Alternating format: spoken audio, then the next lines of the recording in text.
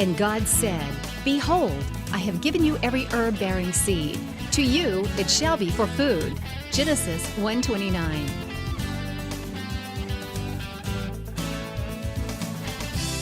Man did eat angels' food. He sent them meat to the full. Psalm 78:25. Everyday Manna with Lisa. Hi everybody, and welcome to Everyday Manna. Today we're going to Greece. We're going to make Greek chicken, and to serve alongside that we're going to have roasted rosemary tomatoes, which is delicious. I love these little tomatoes roasted, and I do them lots of different ways. So we're going to add some rosemary today, and then we're going to have a baked spinach. Now we've all tried the spinach dip type things. Well, this is kind of like that, but it's got a little bit of a Greek flair to it because we're going to add some feta cheese. And actually that's where we're going to get started because it needs to bake for just a little bit. So preheat your oven to 350, 375, something like that. I've got 2 bags, and I bought the bags of just frozen spinach, which let me tell you is one of the best bargains in the grocery store. I've got 2 16-ounce bags of spinach that I have let kind of sit out at room temperature. It's still got a little bit of ice in it, but it's okay because we're going to bake it for about an hour to 2 hours. Just kind of let it thaw. If it's still completely rock hard frozen, put it in your microwave for just a minute or two and kind of thaw it out, and try to wring out as much of the water as you can. To that, we're going to add about a cup, which is about half of this container, of cottage cheese, which actually I love in dishes, and I use cottage cheese a lot in like lasagnas and things like that. Then we're going to add 8 ounces or 1 cup of sour cream. I'm using the light sour cream. I wouldn't use the fat-free. I'm not a real big fan of fat-free any of the cheese products or cream products, so I just don't think they have all that much flavor. I've got 6 tablespoons of just all-purpose flour to kind of thicken it a little bit. A little bit of salt. Just a little bit, about a teaspoon or so of salt, some freshly ground pepper, because the feta cheese is salty, so be careful not to add too much. As much ground pepper as you like. You know me, I like a lot of ground pepper. Spinach is one of my favorites. I love spinach raw. I love it cooked. I love it sauteed. I love it any which way you can cook it. And I do find frozen spinach to be exceptionally good. I'm not a fan of canned spinach. I think it tastes more like metal than it does spinach. So if you think you don't like spinach, you're wrong. Try it in another form. Try it with the frozen or fresh, and I promise you, you will be a convert. My husband said he did not like spinach, and the first time I cooked something for him, he's like, I don't like spinach. I said, have you ever had fresh spinach or frozen spinach? And he's like, well, I don't think so. And I said, then you don't know. And now he loves it, and he loves spinach. So if you think you don't like it and all you've ever had is canned, please try this recipe. We need a couple of eggs, 2 or 3, whatever you've got on hand. 2 to 3 eggs is fine. This helps to bind it and thicken it a little bit.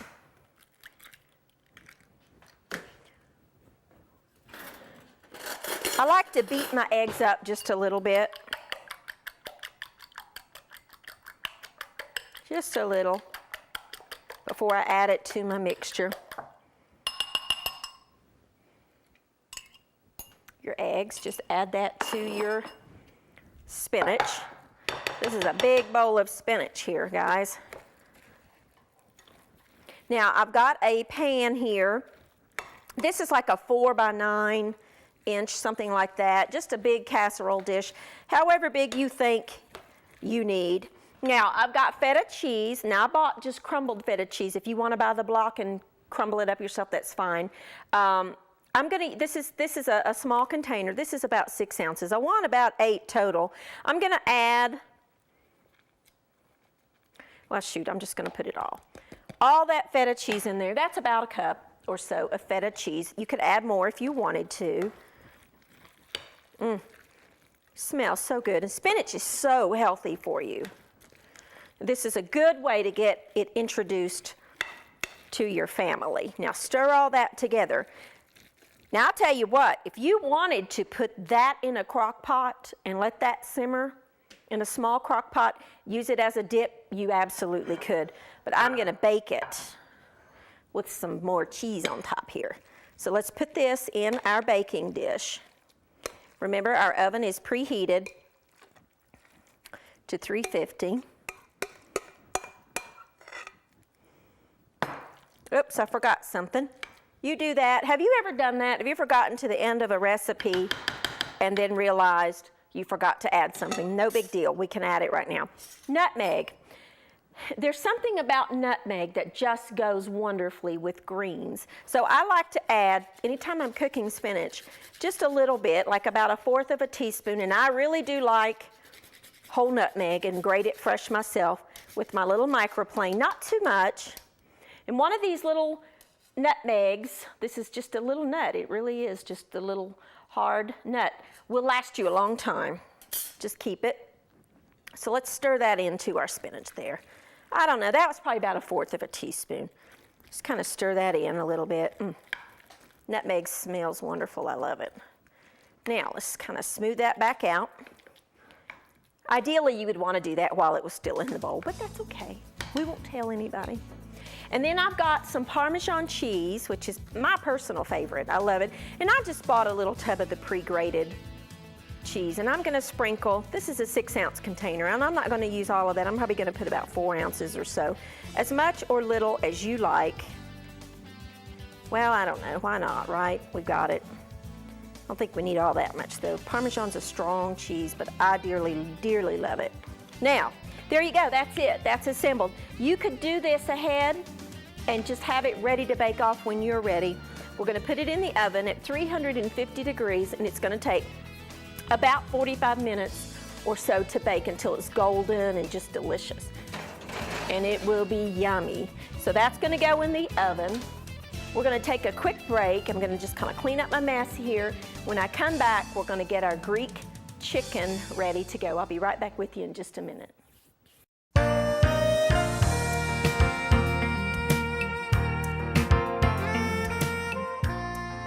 Psalm chapter 23, verse 4 says, "Yea, though I walk through the valley of the shadow of death, I will fear no evil." That, my friends, is assurance. We walk through valleys in our lives. We walk through death sometimes in our lives, death of a loved one, death of a friend, death of a child, whatever it would be. Many times we walk through those valleys. He will walk us. Yea, though I walk through the valley of the shadow of death. God is with us. He will be your guide. He will be your leader. Let Him bring you the assurance and the comfort that you need to walk through those valleys, to take you back on the mountaintops today. Follow Him through that valley.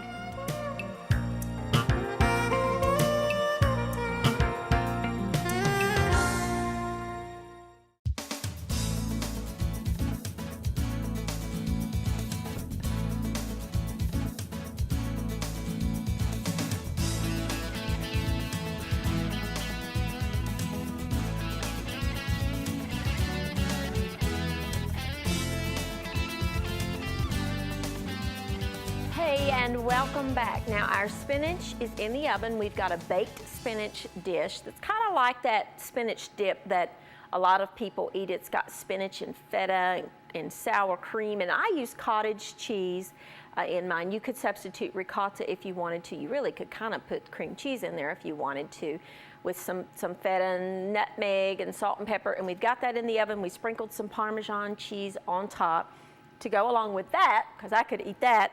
We're gonna make a Greek chicken. Now, Greek food is one of my favorites. I love, love, love, love Greek food. I went to a wonderful little Greek village called Tarpon Springs in Florida. If you ever get the opportunity to go, go. No matter if it's an hour drive, go to Tarpon Springs. It's a fabulous little Greek village that's just like you're transported into Greece, which I've never been, but I love the food there. Greek food uses a lot of olives, a lot of olive oil, a lot of oregano, and that kind of spices, lemons. It's just fresh, food that is spectacular.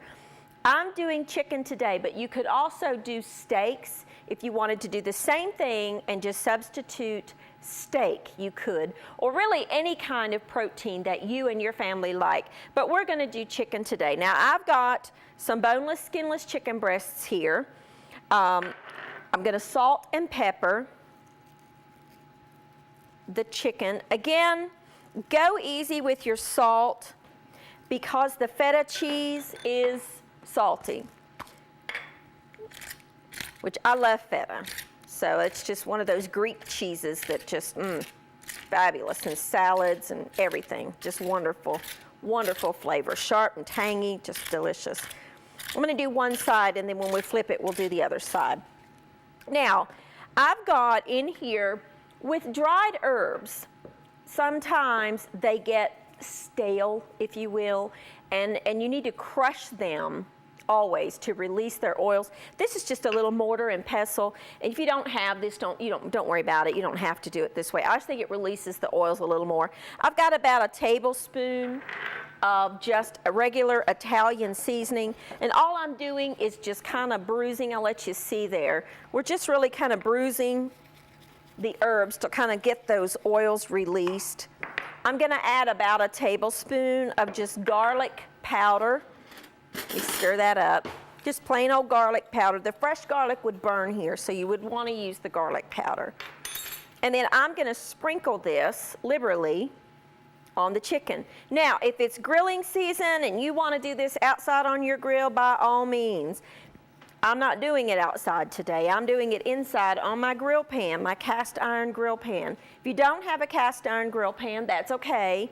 You can do it in just a regular skillet. That's okay. If you have a cast iron skillet, I would use that, but that's because I like the crust that cast iron puts on food. But if you don't have anything cast iron, just use a regular skillet. That'd be fine. My tongs want to lock on me there. I'm going to do both sides of the chicken. I've got my pan preheating. Oh, I wish you could smell these herbs. They're just delicious. Now, this is not hard. I mean, you could do this. This is very, very easy to do. And I'm going to take the rest of my herb mixture and just sprinkle it onto the chicken. Now, if you wanted to do this up to this point and put your chicken in the refrigerator and let it sit for a couple of hours and let those flavors just penetrate the chicken, that would be delicious. You could do that too. Now, I'm going to take a paper towel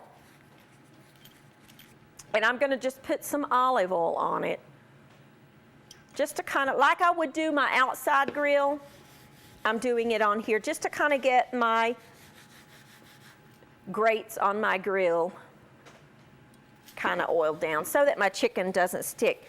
Cast iron is hot, friends, so make sure that you don't touch that without an oven mitt or you will be sorry. One time, a long time ago, I don't know what I was thinking, but I had a pan of cornbread in the oven and I reached in with my bare hand and grabbed the handle of a cast iron skillet.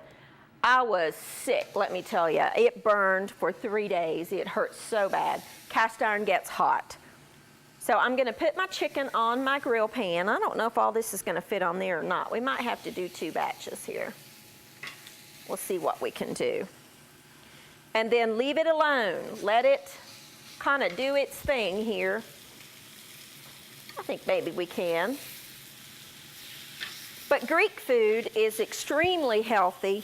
They do a lot of fresh seafoods and a lot of fresh flavors and vegetables and But if you ever get the chance to go to that little village in Florida, it's on the Gulf side, by all means, please go. It is just the most beautiful little place.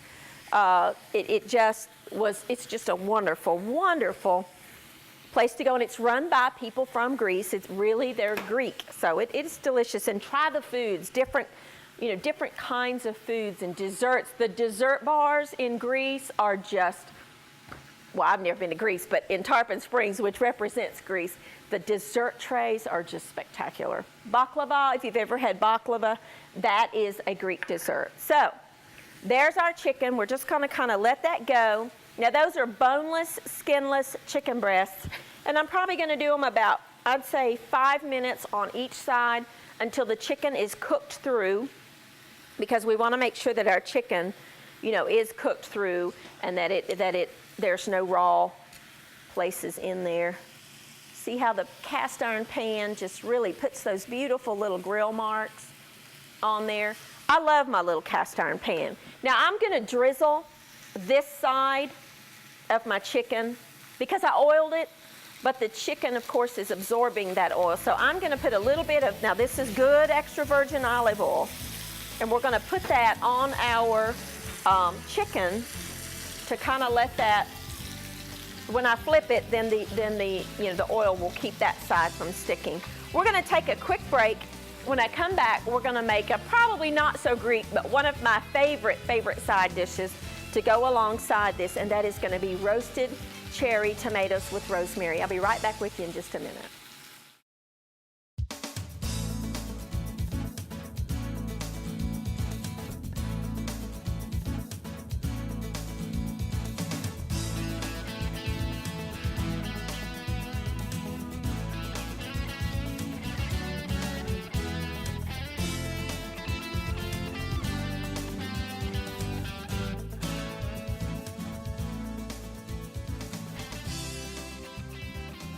Okay, now our chicken is cooking, our spinach is baking, so let's make our tomatoes. Now, I make roasted tomatoes lots of different ways. Sometimes I'll put red pepper flakes in them and a shallot and roast them, and that is wonderful alongside any meat whatsoever. But today we're gonna kind of Greek it up a little bit. I've got a small skillet here preheating on like medium-high heat. I'm gonna add some extra virgin olive oil. You want the flavor of olive oil here, if at all possible. I got about 3 tablespoons or so. And again, I'm gonna use my little mortar and pestle because I'm using dried rosemary. I got about a tablespoon, but I wanna kind of crush those leaves to get the oils out. If you don't have one of these, let me show you what you can do. Put your dried herb in your hand and take your fingers and just do this, and that will be okay too. But if you have your little mortar and pestle, then by all means use it and just kind of crush them. You're not trying to pulverize it, you're just trying to crush them. And you can just smell the difference. I mean, between your crushed and your not crushed herbs. I want to flavor that oil, so I'm going to put my rosemary in my oil, and I'm going to slowly kind of let that come up to heat here. Just kind of stir that in. This is a great way to flavor oils. You really, you know, you could do this. You could put much more olive oil in there. You could put like a cup of olive oil and put your rosemary or garlic or whatever flavor you want in your oil, and then strain it out, and you've got flavored oil to use. So you could do that, but I'm doing just enough for this recipe right here. Now I've got wonderful little cherry tomatoes. These are tiny little things. These are actually grape tomatoes because my store didn't have cherry tomatoes. But if you have cherry tomatoes, you can use those. You can use the little grape tomatoes, whatever you find in your store. That one, let's get him out. You could use the plum tomatoes if you wanted, and put the little plum tomatoes in there. He doesn't look good. Let me get this one out. You could use those and maybe cut them in slices and roast them, because that's what we're going to do here. We're just kind of bringing that up to temperature. I got about a fourth, maybe about half of a teaspoon of sugar to kind of offset the acidity of the tomatoes. If they're the super sweet little tomatoes, you don't need to do that. Just don't add any sugar, but these are not. A little bit of salt and a little bit of pepper. I love roasted tomatoes. Absolutely love them over anything. And I've got 1 lemon because Greek food, remember, uses a lot of lemon. So I want to add the juice of a lemon. Whew, got me. To it because that adds so much flavor. If you get the seeds in there, you know what, that's okay, you can get them out. I should have used a little strainer. Ooh, you see it popping out of there? Come on, you little seed.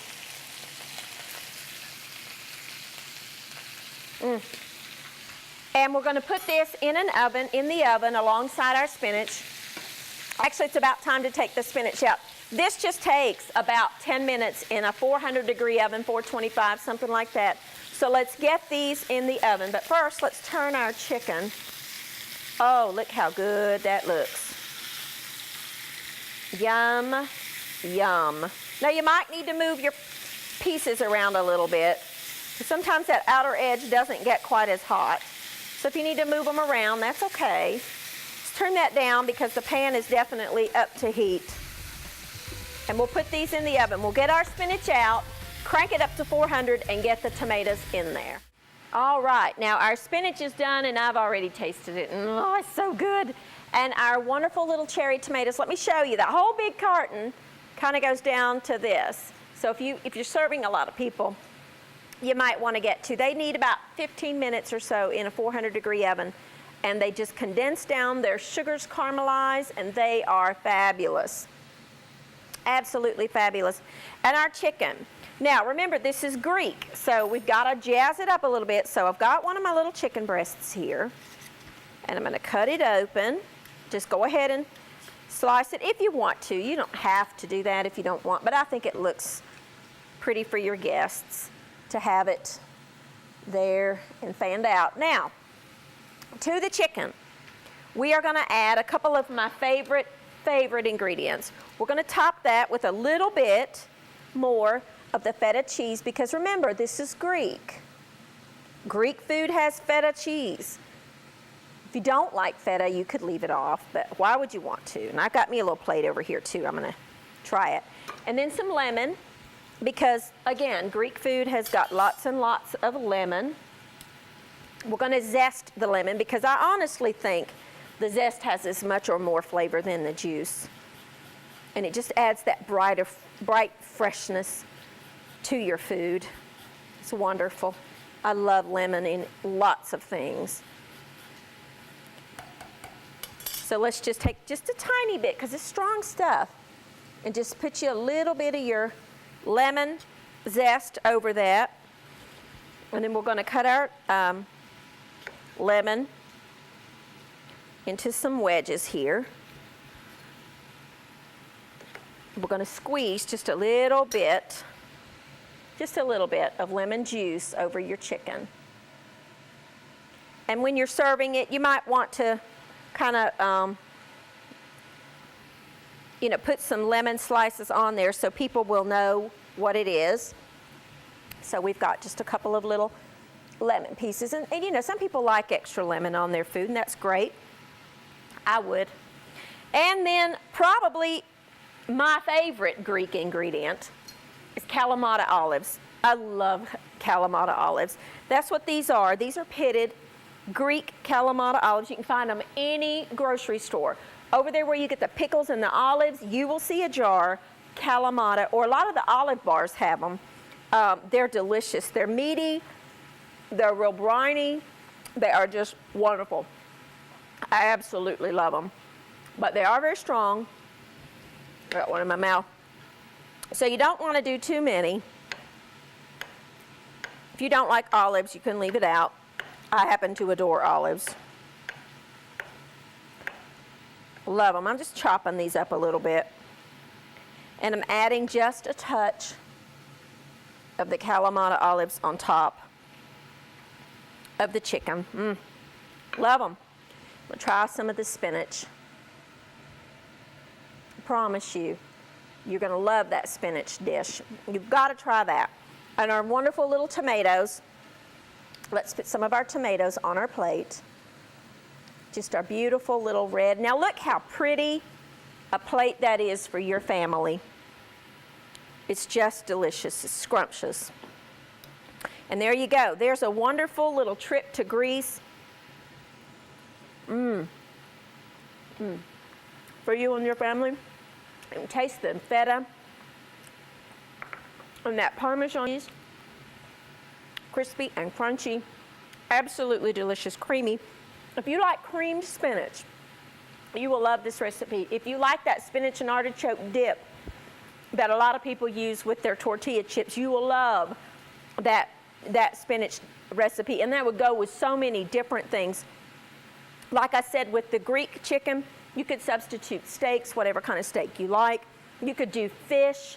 A lot of Greek food is fish, so you could take a beautiful piece of fish and do this. I would use a white fish. I probably wouldn't use salmon. I would use a white fish like tilapia or flounder or bass or something like that. And then your great little roasted tomatoes on the side. If you can't travel, and most of us can't get to Greece, although I'd love to go, you can go there through your food by trying the recipes from the area that you go to. That chicken is so moist, and that cheese is tangy, along with that lemon and the Kalamata olives. What a meal to serve your family. Delicious. And the little tomatoes, I make these all the time at home and just eat them alongside whatever it is I'm cooking. Try these recipes, download them, try them on your family, and let me know what you think at everydaymanna.org, and let me know how your family likes it. And I hope you enjoy your little mini vacation to Greece, and I'll see you next time on Everyday Manna.